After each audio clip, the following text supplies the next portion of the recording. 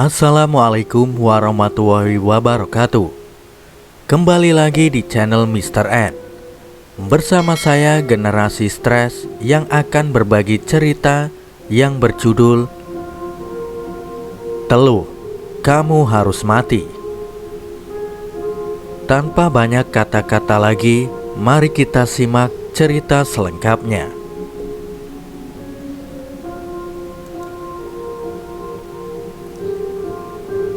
Saya terima nikahnya Karina bin Yustria dengan mas kawin seperangkat alat sholat dan uang tunai 1 juta rupiah. Sah, sah.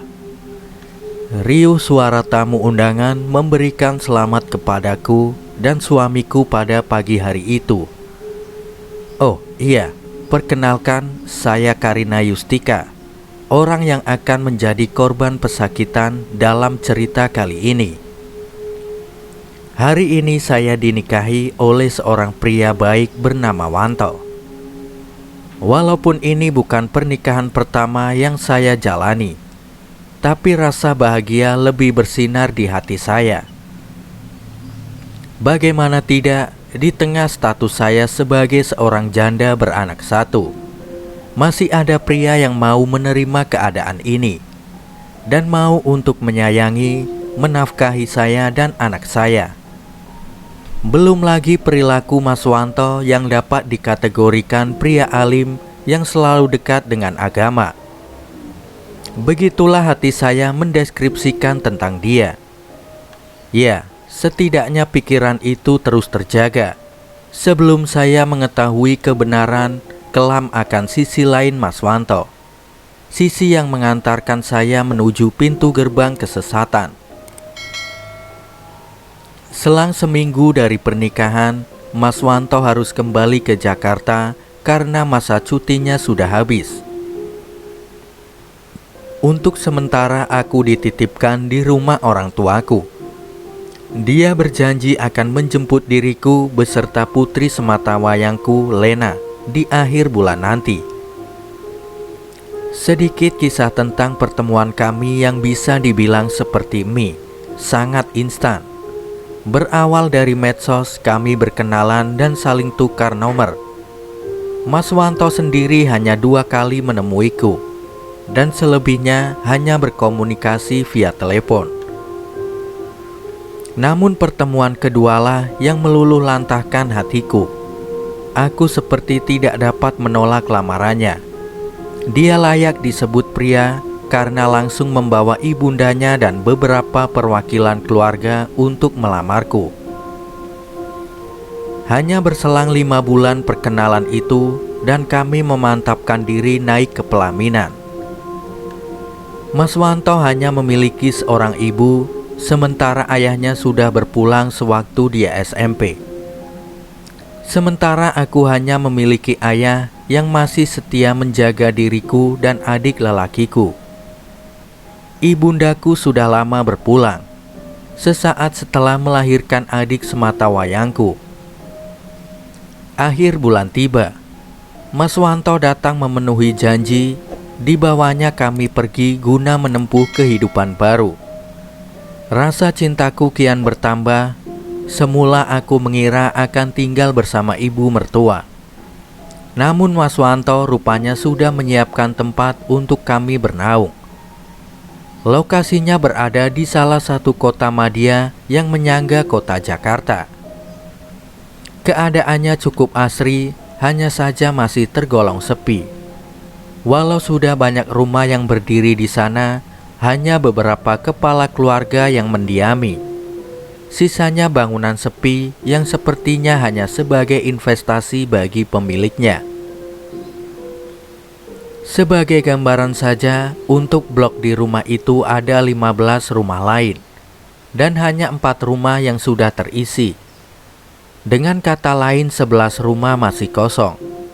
Selain itu ada 5-6 rumah yang kondisinya sangat memprihatinkan, hampir sebagian besar bagiannya roboh dan dipenuhi oleh ilalang liar.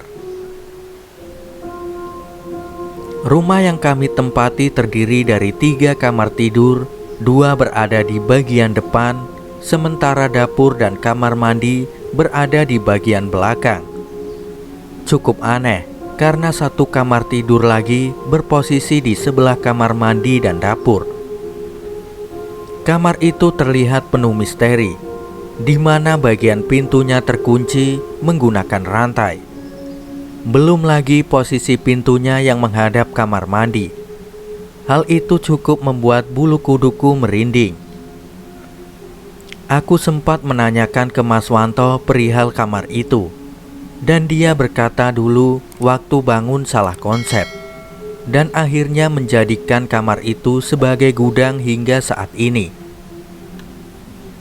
Dari penuturan Mas Wanto, aku juga mengetahui bahwasanya rumah itu sudah dari 5 tahun lalu dibeli olehnya. Dan lebih konyol lagi, Mas Wanto malah menggodaku dengan menceritakan kisah horor yang sering terjadi di daerah itu. Aku sempat kesal melihat tawa Mas Wanto yang senang akan rasa takutku. Dia puas tertawa melihat betapa penakutnya diriku. Kehidupan kami berjalan mesra, selayaknya kehidupan pengantin baru yang lagi hangat-hangatnya. Mas Wanto juga memperlakukan Lena seperti anak kandungnya sendiri. Hingga 3 bulan berlalu, bersamaan dengan hujan deras yang turun membasahi daratan di senja yang mulai menyapa. Jam sudah menunjukkan pukul 6 sore. Namun Mas Wanto belum tiba di rumah. Seperti biasa, kuhabiskan aktivitas sebagaimana ibu rumah tangga lazimnya.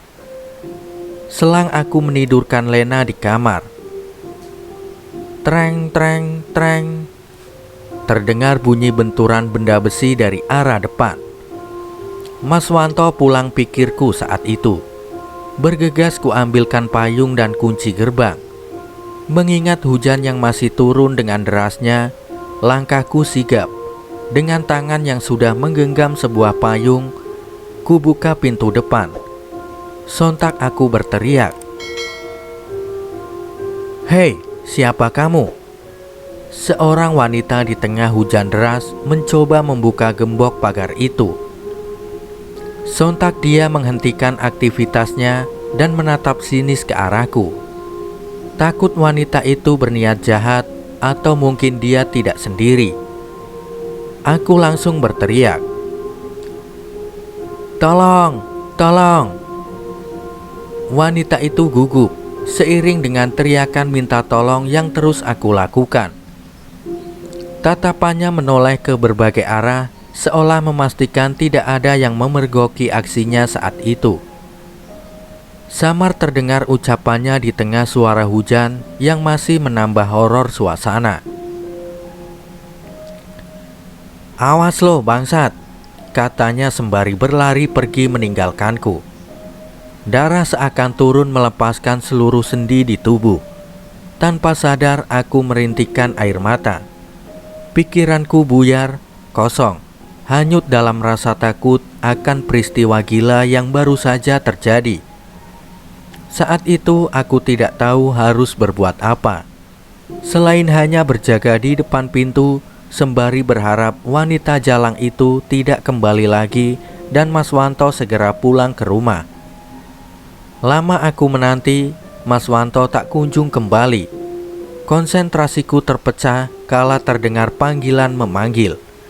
Panggilan itu seperti menangis. "Nda, Bunda di mana?" "Iya nak, Bunda di depan," jawabku sembari bergegas masuk ke dalam rumah. Ku gendong Lena, berusaha menenangkan dirinya yang masih terisak tangis terbangun dari tidurnya. Lena sendiri saat itu sudah berusia 4 tahun. Ku bawa serta dia ke dapur untuk membuatkan susu sesuai keinginannya. "Sebentar ya sayang," kataku sembari meletakkan di lantai tepat di sampingku.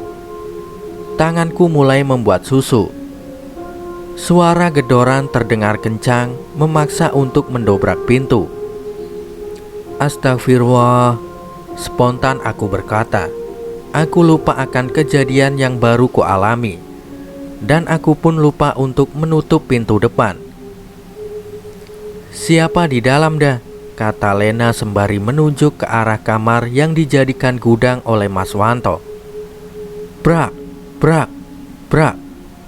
Suara gedoran dari dalam pintu semakin intens dan kasar terdengar. Entah siapa yang bersembunyi di dalam sana. Ku genggam sebilah pisau sembari langkahku pelan berjalan menuju arah gedoran itu. Aku bukanlah manusia yang peka pada kehadiran mereka, dan tidak sekalipun pernah mengalami gangguan mistis dan mengerikan seperti ini. Namun malam itu sesaat setelah ku letakkan telapak tanganku menyentuh pintu, aku merasa sesuatu yang teramat hitam penuh dengan kekelaman seperti bersemayam di dalam sana. Kekuatan itu seolah ingin melepaskan diri. Akal sehat sepertinya sudah tidak dapat mentolerir peristiwa sinting. Otakku hanya dapat mengisyaratkan agar aku lari, pergi dari sini. Hanya itu yang terlintas di benakku saat ini. Badanku bergerak alamiah, spontan ku angkat Lena. Ku peluk erat dia, sembari berlari keluar rumah. Hujan lebat yang tak kunjung reda, bahkan tak dapat memendung niatku untuk keluar dari rumah ini. Dan hanya sekejap baju kami sudah basah kuyup. Baru beberapa langkah kakiku berlari kecil keluar dari pagar rumah. Dua tangan dengan sigap menangkap tubuhku. "Kamu mau kemana hujan-hujanan, Dek?" kata pria yang tak lain adalah Mas Wanto. Takut Mas, aku takut," kataku singkat padanya. Diambilnya Lena dari pelukku sembari memegang tanganku di bawah kami kembali ke dalam rumah itu. Kututurkan kejadian itu kepada Mas Wanto, terutama tentang wanita sinting yang mencoba masuk ke rumah. Anehnya Mas Wanto hanya menunjukkan ekspresi datar akan peristiwa itu. "Oh, dia kesini tadi," katanya kepadaku dengan enteng. Emosiku kian memuncak saat ku katakan tentang gedoran di kamar belakang. Mas Wanto hanya berkata, "Lupakan, kamu itu kecapean." Aku sempat marah akan sikapnya. Pertengkaran kecil terjadi tak kala kupaksa dia untuk memberitahu tentang wanita itu dan kenapa kamar itu dikunci. Namun bukan jawaban yang kuterima. Kali pertama kurasakan sisi lain dari Mas Wanto. Dia memarahiku, perkataannya sungguh kasar dan mulai menunjukkan watak aslinya. "Bukan urusanmu, kalau kamu masih mau tahu, mending kita cerai," bentaknya kepadaku. Rentetan petaka mulai silih berdatangan selang dari kejadian itu. Hampir setiap hari pintu kamar belakang menunjukkan eksistensinya. Acap kali juga aku mendengar suara genteng yang berbunyi preng, preng, preng, seperti ada seseorang yang sedang berjalan di atasnya. Pernah sekali ku coba memberanikan diri melihat apa yang ada di atas sana. Ku berdiri di depan rumah sembari menyenteri ke arah atap rumah. Tak ayal bulu kuduku naik. Wajahku memucat kala cahaya dari senter itu seperti menyorot sosok makhluk besar sedang berdiri di atas sana. Di lain waktu, suara itu tak hanya seperti orang berjalan, tetapi lebih ke suara seperti jatuhan atau lemparan pasir yang menyentuh genting. Suara itu kerap kali terdengar ketika sore hari. Walau aku tidak memahami dunia klinik, namun sudah menjadi rahasia umum di kampung halamanku bahwasanya adanya suara seperti lemparan pasir atau tanah yang sering terdengar di atap rumah merupakan pertanda teluh yang sedang dikirimkan seseorang. Beberapa kali ku sampaikan hal itu secara halus dan sopan kepada Mas Wanto, tapi Mas Wanto tidak menggubris, malah mengatakan aku sudah gila. Hal ini juga yang membuat hubungan rumah tangga kami kian menjadi panas hari lepas hari. Perubahan sikap drastis Mas Wanto untungnya tidak merambat ke Lena. Sekalipun sikapnya dingin padaku, namun dia masih memperlakukan Lena layaknya darah dagingnya sendiri. Di kisah lainnya, aku hampir saja kehilangan Lena. Seminggu lamanya Lena mengalami demam yang tak lazim. Awalnya kami mengira Lena terkena DBD, karena hanya di waktu malam saja dia mengalami demam. Kami sudah membawa berobat, malah Lena sempat dirawat inap. Lena sempat terlihat membaik pasca kepulangannya dari RS. Namun semenjak saat itu Lena mulai bertingkah aneh, di mana sering kupergoki dia berbicara sendiri, dan bila malam tiba dia kembali demam. Mulutnya mengerang seperti menahan rasa sakit. Sakit, Akit, tolongin Enanda. Sakitnya Lena tidak sepenuhnya membawa bencana. Layaknya seorang ayah, Mas Wanto sigap merawat Lena. Malah bisa dikatakan sikapnya melunak kepadaku, dan kami bahu-membahu dalam merawat Lena. Dengan kata lain, hubungan kami yang sedang di ujung tanduk dapat berangsur membaik. Mas Wanto yang sebelumnya malas untuk membicarakan hal-hal mistis, malah meminta izin padaku untuk membawa Lena menemui salah seorang ustadz di daerah itu. Malam itu juga kami membawa Lena menjumpai ustadz itu. Sebut saja namanya Malik. Mas Wanto menjelaskan maksud dan tujuan kami menjumpai Ustadz Malik secara detail, termasuk hal-hal ganjil yang terjadi pada kami. Lama menanti, Mas Wanto akhirnya keluar bersama Ustadz Malik. Aku yang sedari tadi khawatir akan keadaan Lena, langsung melayangkan pertanyaan ke Mas Wanto. Lena bagaimana, Mas? Mas Wanto mengangkat tangannya sembari memberikan isyarat agar aku tidak bertanya dulu kepada dia atau kepada Ustadz Malik. Mereka duduk di tempat yang berbeda. Saat itu sudah tengah malam, dan aku pun sudah ditinggal oleh Bu Marni. Dengan nada bicara yang bisa dikatakan pelan, kulihat mereka serius berbicara. Ustadz Malik tampak memberiku wejangan. Tak lama berselang, Ustadz Malik berdiri dan masuk ke dalam rumah. Kesempatan itu langsung kugunakan untuk membrodol Mas Wanto dengan pertanyaan yang sama. Mas Wanto hanya berkata singkat, "Nanti ku jelaskan di rumah." Ustadz Malik kembali keluar dengan membawakan sebotol air.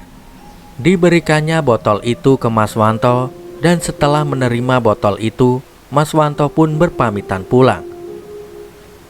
"Loh, Lena bagaimana?" tanyaku kepada mereka. "Biar Lena istirahat di sini, besok kalian jemput dia," kata Ustadz Malik menjawab pertanyaanku. "Dek, nanti sampai rumah kamu kemas keperluan kita ya. Besok Mas antar kamu dan Lena pulang dulu ke rumah Bapak," kata Mas Wanto padaku. Lebih jauh dia melanjutkan perkataannya. "Kamu gak usah banyak tanya dulu. Nanti kalau akar masalahnya sudah selesai, Mas janji pasti akan jemput kalian." Sesampainya di rumah, aku tidak mau berdebat dan hanya menuruti apa yang sudah diamanahkan Mas Wanto. Ku ambil beberapa potong baju dan mulai menatanya di tas yang akan kami bawa pulang. Tidak ada pembicaraan lanjutan pada malam itu. Terlebih Mas Wanto langsung terkapar di ranjang. Raut lelah terpampang di wajahnya. Ku cium keningnya. "Terima kasih untuk semua ya Mas," kataku padanya. Tepat di jam 8 pagi, kami sudah menyatroni rumah Ustadz Malik. Tanpa banyak berbasa-basi, kami langsung membawa Lena dan berpamitan kepada beliau. Mas Wanto turut serta mengantarkan kami kembali. Selama di perjalanan, dia mulai menjelaskan apa yang sebenarnya terjadi. "Teluh, katanya padaku.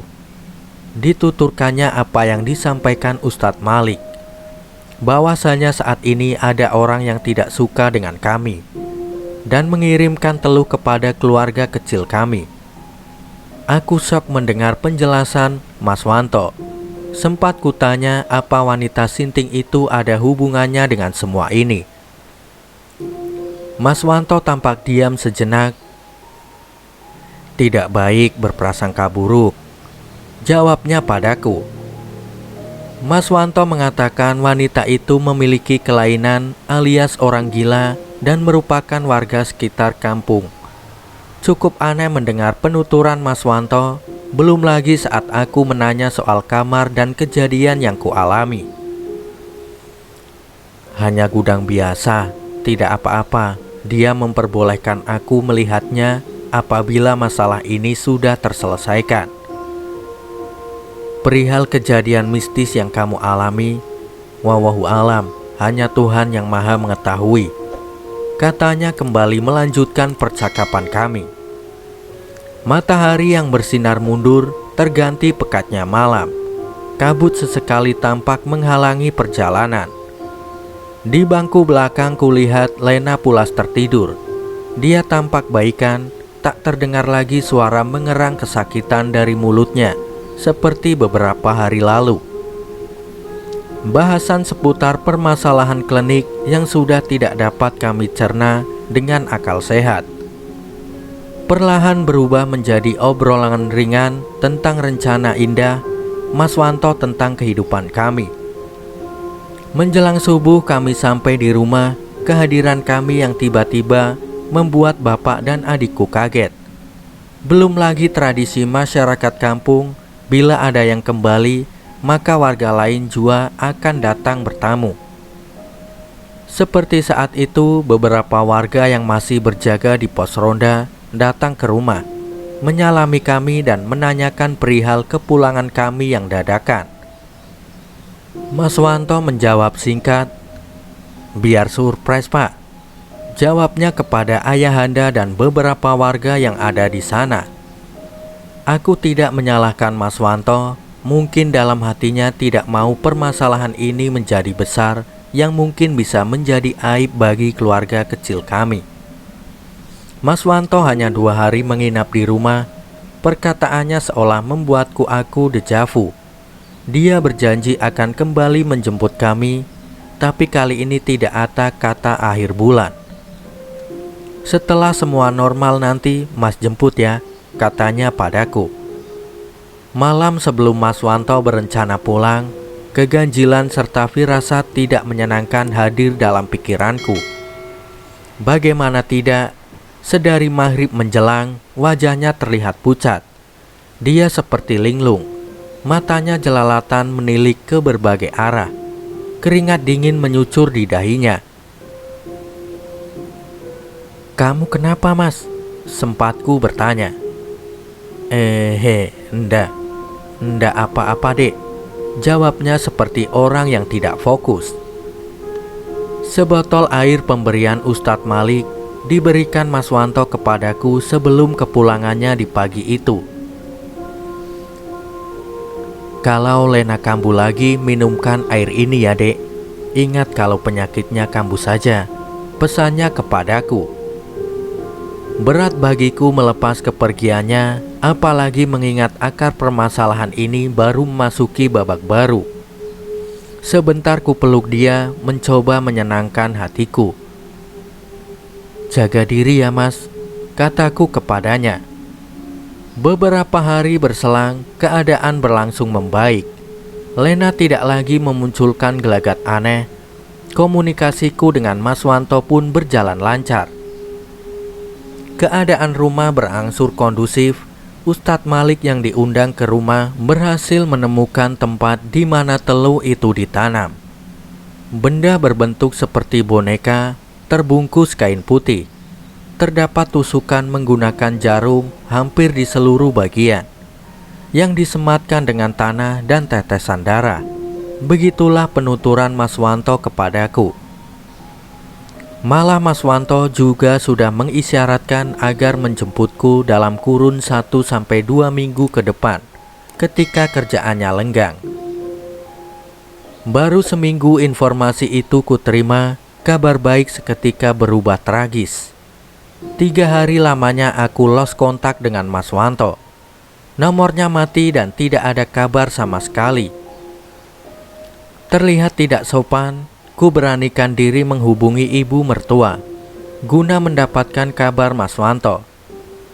Firasatku semakin tidak karuan kala ku dengar bahwasanya Mas Wanto sendiri sudah 3 minggu tidak berkunjung atau menghubungi beliau.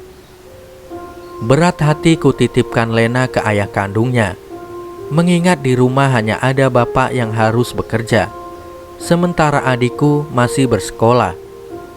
Keputusan yang berat yang di kemudian hari nanti menjadi penyesalan terberat di hidupku.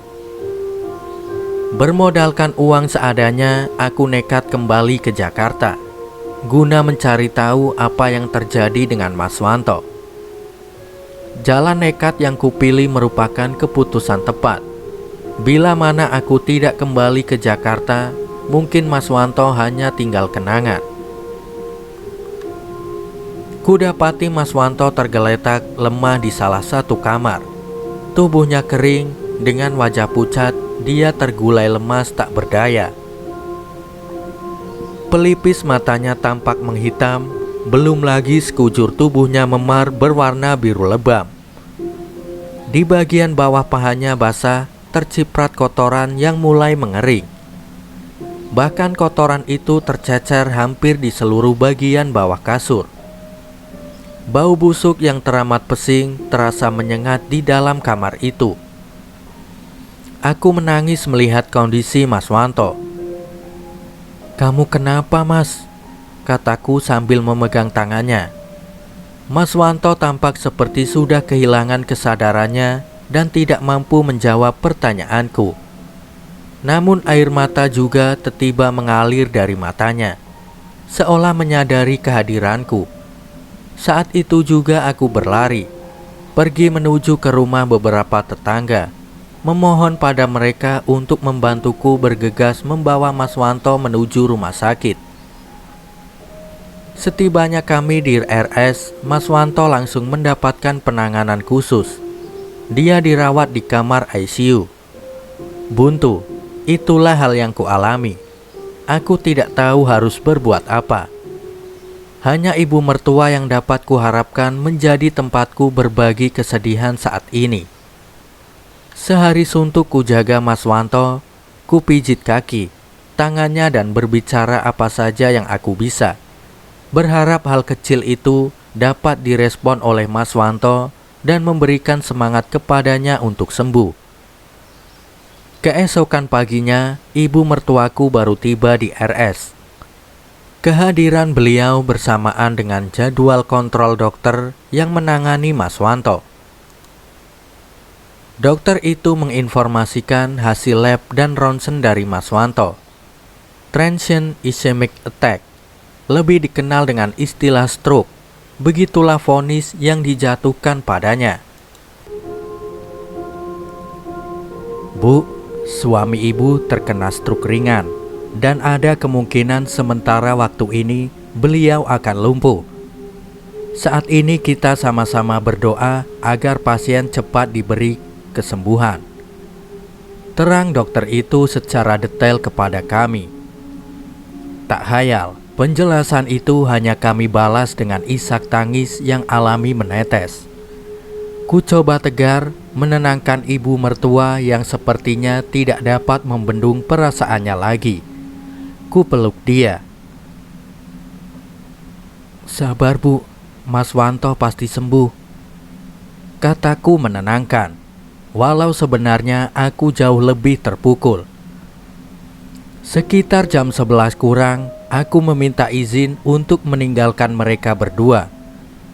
Rencananya aku akan pulang sebentar ke rumah, ke tempat yang mungkin menjadi sarang dari segala permasalahan yang ada.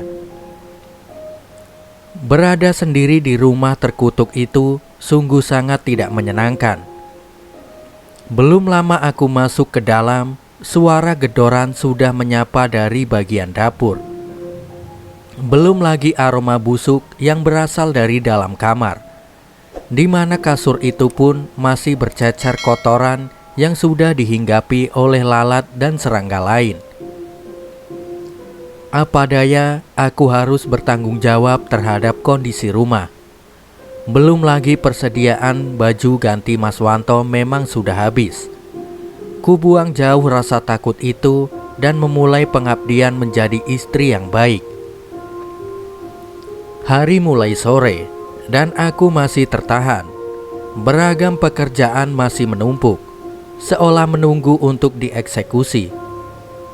Ekstra ku kerahkan tenaga dengan harapan sebelum senja aku sudah menyelesaikan semua tugas dan bisa bergegas kembali ke rumah sakit. Rencana awal yang kurancang kenyataannya berbanding terbalik dengan realita. Aku seperti tersihir larut pada aktivitas. Setelah menyelesaikan masakan yang nanti akan kami makan di RS, mataku menilik singkat ke jam dinding yang telah berada di angka 6. Seketika itu juga nyali besar yang entah dari mana datangnya kini hilang bak mengkhianati diriku. Tiba-tiba aku merinding bahkan sebelum rumah itu kembali terbangun untuk menakuti. Rasanya belum sampai semenit rasa takut itu muncul. Raungan sudah kembali terdengar dari dalam kamar itu. Ark, ark. Pintu itu juga mulai bergetar. Brak, brak, brak. Terlihat jelas pegangan pintu itu naik turun, seakan ada orang yang ingin memaksa membukanya. Baru saja kubalikan badan, bersiap mengambil ancang-ancang kabur. Langkahku malah mundur dan membuatku jatuh terpingkal. Hari itu kali pertama mataku menyaksikan langsung sosok putih terbalut kain kafan yang teramat jorok. Wajahnya hitam dipenuhi borok dan nanah. "Pocong!" teriakku. Tenang, tenang Rin," kataku dalam hati mencoba melawan rasa takut. Bau teramat busuk kental tercium dari sosok itu. Mata kami lama saling beradu pandang, bukan karena keberanian. Tubuhku serasa kaku, bahkan lisan ayat suci yang kuucapkan seperti tersangkut di tenggorokan dan tak mampu keluar dari mulut ini. Belum juga sosok pocong musnah dari hadapanku. Kini kurasakan sepasang tangan menyentuh leherku. Entah siapa sosok yang ada di sana. Tangan itu merambat pelan sebelum akhirnya mengencangkan cengkramannya. Nafasku terengah menahan rasa sesak dan sakit atas cekikan itu. Sosok itu menempelkan kepalanya tepat di telingaku, sembari tertawa bahagia atas rasa sakit yang kurasakan. Sayup dia berbisik kepadaku, "Kamu harus mati." Suara azan Isya mulai berkumandang. Seketika itu juga kedua sosok goib itu musnah. Astagfirullah, astagfirullah. Lisanku tak berhenti mengucap. Aku berterima kasih atas perlindungan yang masih diberikan padaku. Segera aku berdiri mengambil perlengkapan yang akan kubawa ke rumah sakit.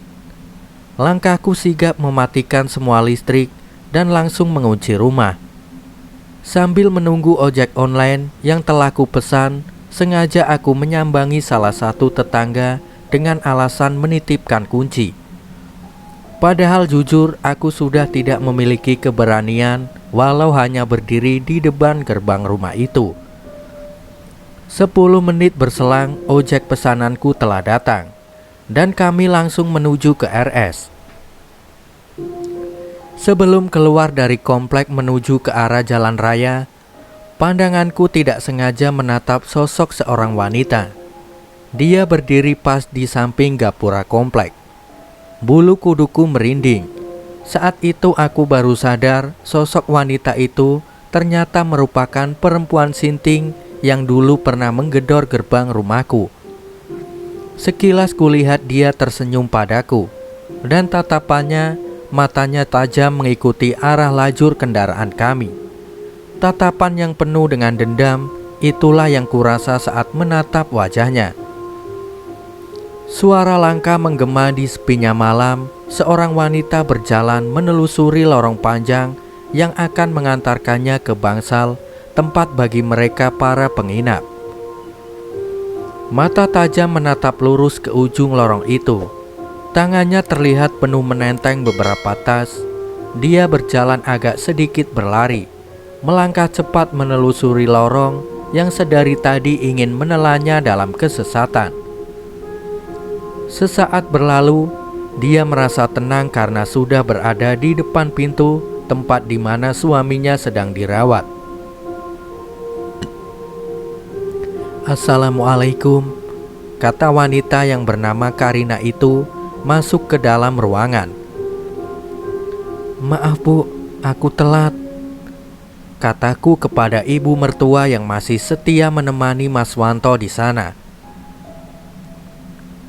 "Kamu ngapain aja kok lama? Ibu jadi khawatir," balasnya. Raut wajah wanita tua itu sungguh memelas, terlihat lelah. Enggan ku ceritakan apa yang terjadi hari ini. Mengingat kondisi Mas Wanto yang belum membaik, tak ingin ku menambah beban pikiran di antara kami pada malam ini. "Bersihin rumah Bu, sama buatin makanan." Ku gelar tikar kecil dan langsung kusajikan masakan yang telah kupersiapkan.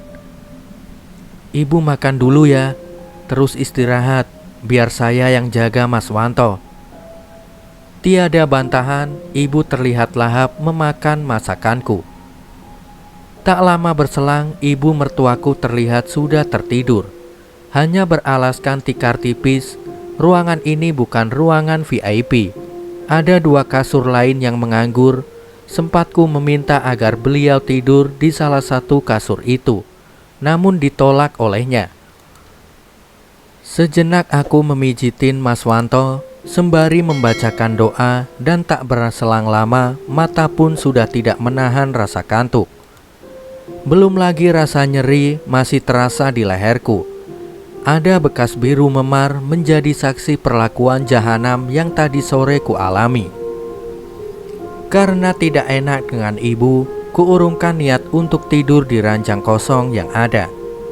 Ku gelar tikar di samping beliau dan turut serta tidur di situ. Bayangan sosok kejadian sore hari kembali hadir saat aku mulai merebahkan badan. Bak dongeng pengantar tidur, aku bergedik saat mengingat bagaimana pocong itu menampakkan diri. Belum lagi sosok biadab yang berusaha membunuhku. Ku ingat juga saat aku berlari di lorong rumah sakit ini. Aku merasa mereka mengikutiku, seperti ada mata yang terus mengikuti setiap gerak-geriku. Dan dalam fatamorgana itu juga, mataku mulai tertutup, terasa lelah akan semua ini. Tok tok tok.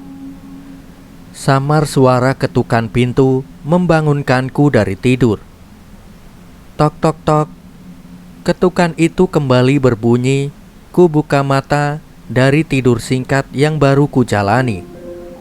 Aku tidak langsung berdiri ke arah pintu.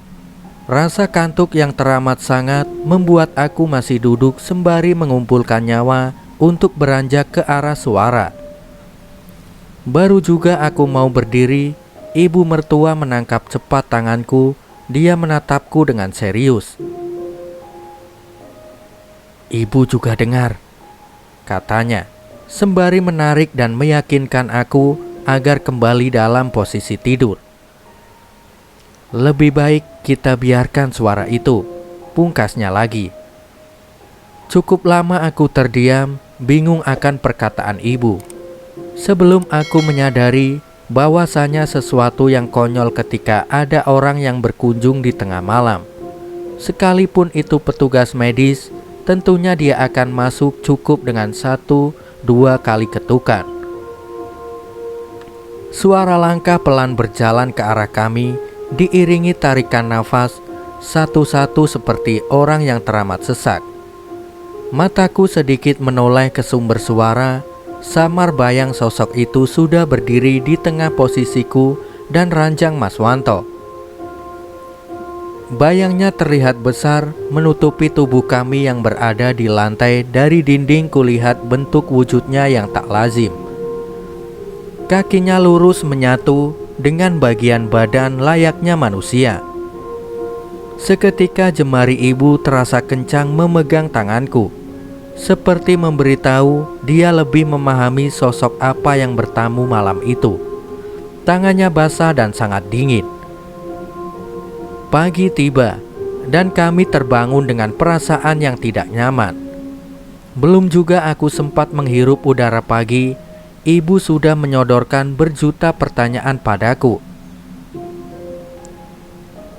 "Apa yang sebenarnya terjadi dengan kalian?" tanyanya.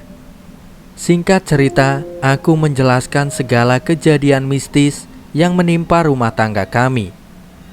Ku mulai dari keganjilan yang ada di rumah itu, sakitnya Lena dan Ustadz Malik. "Benar, kenapa aku sangat lupa?" "Ustadz Malik, Bu," kataku spontan yang membuat wajah beliau semakin heran. Ku bongkar tas yang kubawa, tak kuhiraukan pertanyaan ibu yang masih terlihat bingung. Tanganku sibuk mencari HP Mas Wanto. Ku charger HP itu, jemariku langsung menekan tombol on. Saat itu juga aku mencari nama Ustadz Malik di kontak HP Mas Wanto. Ku telepon beliau dan memohon kesediaannya agar dapat berkunjung melihat keadaan Mas Wanto. Semenjak kejadian biadab yang kami alami, jujur, ku tidak yakin penyakit Mas Wanto alamiah terjadi. Aku berpikir dia terkena teluh. Alhamdulillah, Ustadz Malik sudi untuk menjenguk Mas Wanto dan dia berjanji akan sesegera mungkin berkunjung. Selang urusanku dengan Ustadz Malik selesai, aku kembali melanjutkan cerita kepada ibu dan menjelaskan segalanya, termasuk kepulangan kami ke kampung halamanku. Ibu hanya bisa menggelengkan kepala, seolah sedikit ragu dengan apa yang kujelaskan. Malah dia mewanti agar kami tidak percaya dengan dukun dan sebagainya. "Berserah pada Allah, jangan sampai kalian salah. Malah kalian yang nanti jadi pelaku kesesatan," katanya. Menjelang sore, ibu berpamit pulang. Selain memang dia belum mengganti baju sedari kemarin, ibu mertua juga harus membuat dan mengantarkan jamu pesanan. Berdagang jamu merupakan mata pencaharian beliau semenjak ditinggal oleh suami tercinta. Dengan cara itu, dia membesarkan Mas Wanto seorang diri. Di sisi lain, belum ada tanda kehadiran Ustadz Malik akan datang. Sempat kukirimkan foto keadaan Mas Wanto, berharap keibaannya, namun hingga maghrib tidak ada balasan lanjutan yang kuterima. Aku berwudu, bergegas menunaikan kewajiban pada Sang Maha Pencipta. Khusyukku berdoa, memohon ampun dan pertolongan padanya. Seketika itu juga Allah mengirimkan pertolongan. Tak lama dari sujudku usai Ustadz Malik tiba di sana.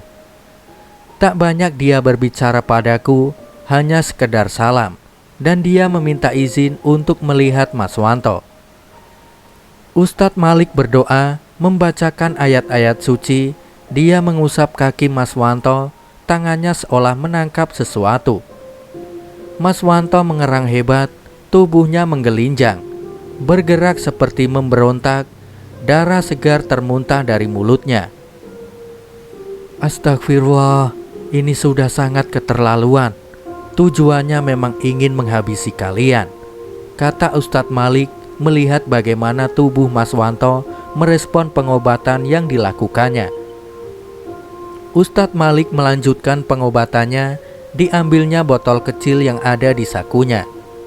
Botol itu berisi minyak. Dituangkan minyak itu sembari mulutnya masih terus berdoa. Perlahan dia mengusap tubuh Mas Wanto dari ujung kaki hingga kepala Mas Wanto. Lagi-lagi hal di luar nalar terpaksa kulihat. Tubuh Mas Wanto mengeluarkan asap setiap tangan Ustadz Malik mulai memijat tubuhnya. Baju putih Ustadz Malik tampak ternoda dengan sedikit darah yang menetes dari telapak tangannya. Bantal yang digunakan Mas Wanto pun tidak lagi berwarna putih. Mulutnya terus memuntahkan darah merah kehitaman yang sangat amis dan busuk. Dan baru kusadari tangan Ustadz Malik seperti mengangkat benda-benda tajam yang membuat telapak tangannya berdarah. Setiap paku dan jarum yang berhasil ditarik Ustadz Malik keluar dari tubuh Mas Wanto, maka Mas Wanto pasti memuntahkan cairan hitam. Hampir 20 menit Ustadz Malik melakukannya. Sebelum akhirnya dia berhenti, cukup untuk hari ini. Dia tidak akan sanggup bila semua diselesaikan. Diambilnya kain putih, diletakkannya paku dan jarum itu. Mungkin lebih dari 20 pasang benda itu ditanam pada tubuhnya. Ustadz Malik terlihat kaku bila harus berkomunikasi berdua dengan wanita. Sesaat setelah selesai tidak banyak wejangan yang diberikannya. Dia hanya berkata, "Tolong dibersihkan, dia akan baik-baik saja." Seraya pergi meninggalkan kami. Langsung kupanggil suster yang berjaga malam itu dengan meminta bantuannya. Ku ganti baju dan spray yang penuh dengan muntahan darah Mas Wanto. Ada pertanyaan dari suster itu akan apa yang terjadi. Aku tidak dapat berkata apa-apa selain mencoba meyakinkannya bahwa semua baik adanya. Singkat cerita, keesokan harinya Mas Wanto sudah dapat berbicara. Bahkan secara ajaib dia sudah bisa duduk sendiri, walau kondisinya masih sangat lemah. Ustadz Malik pun kembali datang pada saat itu. Beliau datang dengan membawakan kami oleh-oleh batang daun kelor. Tak banyak yang ku ketahui karena Ustadz Malik meminta aku dan ibu untuk meninggalkan mereka berdua. Obrolan itu hanya 4 mata dan berlangsung singkat. Namun aku tak peduli apa yang dibahas mereka. Melihat Mas Wanto sudah mulai sembuh lebih dari cukup untuk diriku. Setelah 8 hari lamanya menginap di sana, Mas Wanto akhirnya diperbolehkan pulang. Harapan semua sudah berakhir, ternyata hanya ada di angan. Kepulangan kami pada saat itu nyatanya menjadi babak terakhir di mana akulah yang akan menjadi pesakitannya. Berawal dari keisenganku akan isi yang ada di HP Mas Wanto. Tabir kegelapan itu perlahan memberikan jawaban atas segala kekonyolan yang terjadi. Wanita yang dikatakannya gila itu merupakan wanita yang sampai sekarang masih menyandang status sebagai istri sah Mas Wanto.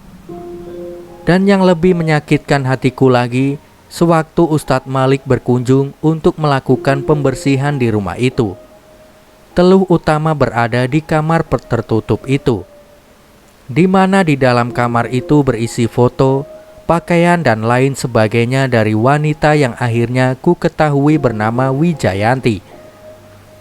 Tubuhku lebih merinding melihat foto-foto kemesraan mereka dibanding pembakaran jimat yang didapat Ustadz Malik dari dalam kamar itu. Aku menangis memikirkan bagaimana bisa pria yang sebenarnya sudah tahu akan hal aneh itu, tapi membiarkan aku dan anakku dalam bahaya. Apakah dia masih mencintai wanita itu, hingga dia membiarkan wanita itu menyakiti kami? Belum lagi aku juga merasa hina dengan diriku sendiri. Aku memang janda, tapi aku bukan pelakor. Haram bagiku menerima dirinya bila sedari awal ku ketahui dia masih memiliki istri. Detik itu juga ku kemas barangku. Walau mulut manisnya tak henti memohon maaf, namun hati seperti terkunci. Enggan terbujuk oleh omongan busuknya. Malam itu aku pulang dengan hati yang sangat hancur. Kepulangan ke rumah untuk kali kedua tanpa ditemani Mas Wanto sudah pasti membuatku menjadi buah bibir warga di sana. Banyak kabar burung ku dengar perihal desas-desus cerita miring yang mengarah tajam kepadaku. Sudah pasti sebagai manusia biasa ada batasan dalam kesabaranku. Kabar miring yang semula tidak kugubris sudah tidak dapat ku tolerir. Bagaimana tidak, aku yang berniat belanja ke salah satu warung harus mendengar pedasnya omongan tentang diriku. Mereka tidak lagi berbicara di belakang tanpa ada rasa tidak enak terhadapku. Salah satu wanita yang ada di sana, sebut saja Bu Eni, memantik pertikaian berdarah itu. Dia menanyakan langsung perihal kabar sampah mengenai rumah tanggaku, tapi dengan nada bicara yang bisa dikatakan memvonis, bukan menanya. Kamu dicerai, Rin. Sementara wanita lain yang ada di sana bukannya bersimpati atas kelakuan Bu Eni, mereka malah kompak menghakimiku saat itu. Iya, sudah beberapa hari. Mana suamimu? Beneran cerai? Kata wanita lain yang ada di sana. Kuurungkan niatku belanja di sana, aku berbalik arah dan pergi meninggalkan mereka. Tapi Bu Eni malah membuat aku semakin jengkel. Ye, malah pergi bukannya dijawab. Serunya kembali. Saat itu pula otakku seperti penuh dengan darah. Terasa mendidih, aku seperti kehilangan kontrol. Aku berjalan ke arahnya, kutatap wajahnya yang sangat mengesalkan itu. Wanita lain seperti sudah menyadari kemarahanku dan berusaha menenangkan diriku. Ibu mau tahu soal apa? Teriakku tepat di depan matanya. Kali ini dia terlihat gugup. Namun masih saja wanita sampah ini mengatakan hal yang sama. Belum sampai dia berhenti berbicara, tanganku spontan meraih botol beling dan menghantamkan tepat di kepalanya. Ibu Eni ambruk, darah bercucur hebat dari kepalanya. Entah setan apa yang merogoh jiwa. Saat itu aku merasa bahwa jiwaku telah mati, walau tubuh ini masih hidup. Melihat dia terkapar meringis kesakitan, bukannya membuat aku sadar, malah sekali lagi kuhantamkan beling itu padanya. Alhasil buah petaka dari peristiwa itu bukan hanya menjadi beban diriku semata. Keadaan sempat heboh saat warga berbondong datang ke rumah, meminta klarifikasi kepada keluargaku. Beruntung aku masih memiliki pria yang selalu ada dan menjagaku sepenuh hati, bapak dan adikku. Iya, hanya mereka berdua yang benar tulus membela. Malah bapak sempat mengacungkan parang ketika ada beberapa warga yang memprovokasi agar masalah ini diproses ke kantor polisi. Singkat cerita, aku akhirnya harus mendekam beberapa hari di balik dinginnya jeruji besi. Dan saat itu juga ada celah untuk Mas Wanto kembali meluluhkan hatiku. Mas Wanto datang bak pahlawan. Dia menjamin diriku. Dia juga yang bernegosiasi ke rumah Bu Eni agar mencabut laporannya. Dan yang paling penting, kehadirannya seolah menyelamatkan wajah keluargaku serta membantah omongan miring yang beredar selama ini.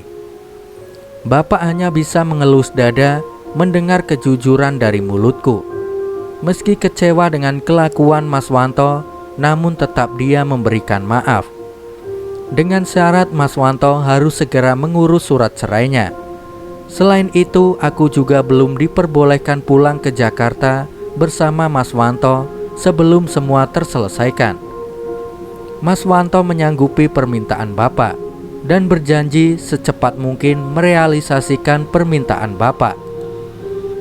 Di sisi lain, semua peristiwa itu juga kuceritakan kepada mantan suamiku. Dan setelah berkonsultasi dengan Bapak, walau berat hati, aku menitipkan Lena lebih lama dari yang kupikirkan. Ada benarnya pikirku. Seandainya perceraian itu pun cepat terjadi, tapi tidak ada jaminan wanita gila itu akan berhenti meneror kehidupan kami. Tidak sampai sebulan, Mas Wanto sudah kembali menemuiku. Walau belum resmi bercerai, setidaknya dia sudah menunjukkan keseriusannya. Di bawahnya tanda bukti surat berisikan permohonan cerai yang saat itu sudah masuk ke dalam proses pengadilan agama.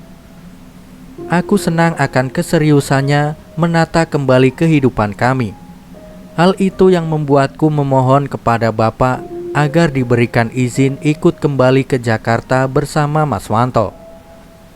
Awalnya Bapak tidak setuju dengan permintaan itu, tetapi karena sedikit paksa dariku, mau tak mau beliau tetap memberikan izin, tapi tidak dengan Lena. Biar Lena tetap dengan bapaknya sampai semua selesai, seru Bapak kepada kami. Kehidupan rumah tangga kami kembali hangat. Butiran cinta tumbuh subur berbalut tali kasih yang dibangun oleh ikatan yang dinamakan kepercayaan. Kisah horor berganti dengan cerita kolor layaknya pasangan baru yang lagi kasmaran. Kamar belakang sudah kosong. Dari info Mas Wanto, barang yang ada di ruangan itu sudah diberikan kembali kepada yang empunya. Fotonya Mas, aku bakar, katanya sembari menggodaku. 1 bulan berlalu, Mas Wanto pun sah bercerai dengan wanita misterius itu. Kami juga sudah berencana kembali pulang untuk menjemput Lena guna berkumpul kembali bersama kami. Dan belum lagi juga aku mempunyai kado spesial buat Mas Wanto. Pasti dia akan bahagia melihat 2 garis merah ini, pikirku. Malam itu seperti biasa. Sepulang Mas Wanto kerja, aku sudah menyiapkan makan malam, kupijat badannya. Mas, aku telat, bisikku padanya. Hah? Yakin kamu dek? Tanya padaku. Ini loh Mas, garis 2, kataku sambil kutunjukkan hasil tesku padanya. Aneh, tidak ada raut wajah bahagia. Dia sangat datar. Senyumnya pun seperti dipaksa oleh tidak suka dengan perkataanku. Dan semenjak itu aku seperti mengulangi kisah yang sama. Sikap Mas Wanto kembali beringas. Rumah ini kembali panas. Hampir setiap hari kami bertengkar. Malah lebih parah dari kejadian terdahulu. Mas Wanto tak segan main tangan bila kami sedang bertengkar. Menjelang usia kandunganku 4 bulan, kehidupanku semakin tidak berarti. Belum lagi suara lemparan pasir atau tanah kembali terdengar di setiap malam. Dan lebih horor lagi, wanita jalang itu kembali datang ke rumah. Namun dia hanya tertawa. Haha, jangan mengatakan aku jalang. Aku sudah tidak menginginkan Wanto. Justru aku bahagia melihat dia termakan karmanya, meninggalkan diriku demi pelacur sepertimu, katanya. Sontak aku terdiam, gugup dengan ucapan wanita itu. Aku memang tidak suka padamu, dan sempat berpikir kalian mati saja. Hanya saja kedatangan Wanto minggu lalu kepadaku membuatku iba padamu. Mas Wanto menemuimu, tanyaku. Iya, ada masalah? Bukan hanya menemui, tapi kami, ya taulah kalau wanita sama pria. Hahaha, aku semakin bingung dengan perkataannya. Tidak usah heran, aku sudah tidak ada hubungan dengan Wanto. Aku gak tahu entah apa yang menggerakkan hatiku menemuimu. Lebih baik kamu segera pergi. Tinggalkan dia kalau kamu masih ingin hidup. Kau tahu untuk apa Wanto menemuiku? Tanyanya padaku. Untuk membunuhmu. Wanita itu berjalan mendekati diriku. Jarak kami kini tak lebih dari 20 cm. Dielusnya perutku sambil berkata, bukan salahmu, salahkan ibumu yang terlahir murahan. Wanita sinting itu hanya tersenyum. "Ada yang kamu tidak paham," katanya padaku. "Dulu aku dan Wanto saling mencintai sebelum ibunya selalu mengganggu rumah tangga kami, dan aku selalu dihina hingga aku keluar dari rumah ini. Tahu kenapa? Karena aku belum memberikan Wanto anak. Bukan karena aku tidak mau, tapi Wanto itu mandul. Dan kamu tahu apa yang Wanto akan lakukan? Menumbalkan dirimu serta anak haram di rahimmu." Aku berkedip, merasakan takut yang amat sangat. Takut akan kesalahan besar yang telah kuperbuat. Wanita itu kembali melangkah ke arahku. Dia berhenti tepat di hadapanku. Tangannya mengusap wajahku sembari mendekatkan wajahnya. Dia mencium pipiku. "Sedulur getih," bisiknya, sembari melepaskan tangannya dari kepalaku dan berlalu pergi. Demikian cerita ini.